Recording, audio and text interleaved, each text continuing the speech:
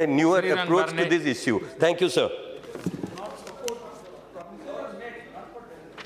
माननीय अध्यक्ष महोदय, मैं इस बिल का समर्थन करता हूं। दिल्ली शहर में ऐसा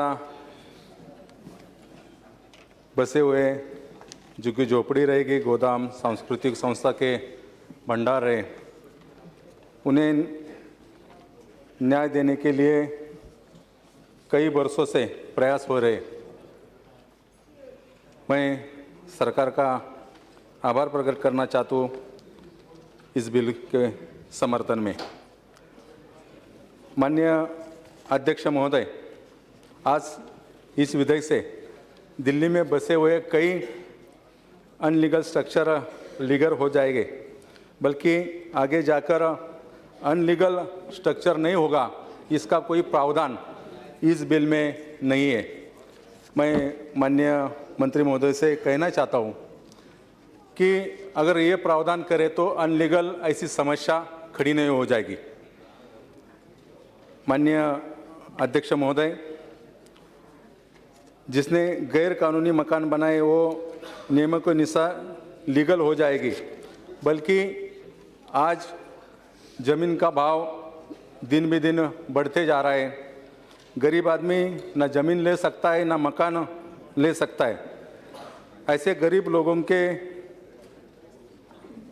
जो रास्ते पे भीख मांगते हैं और इस सर्दी के दिन में रास्ते के बाजू में सो के उनकी जान जाती है, उनके लिए सरकार ने कुछ नीति खास करके ये दिल्ली शहर के लिए बनानी चाहिए।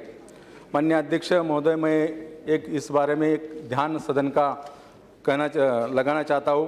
1995 में महाराष्ट्र में शिवसेना भाजपा की सरकार थी।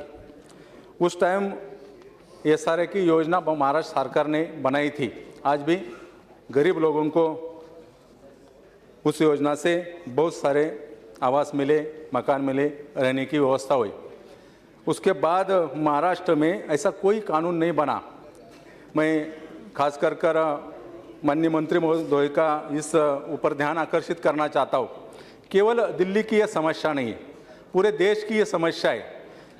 जैसा दिल्ली बड़ा, आवास की अनलीगल स्ट्रक्चर बढ़े, वैसे देश के हर शहरों में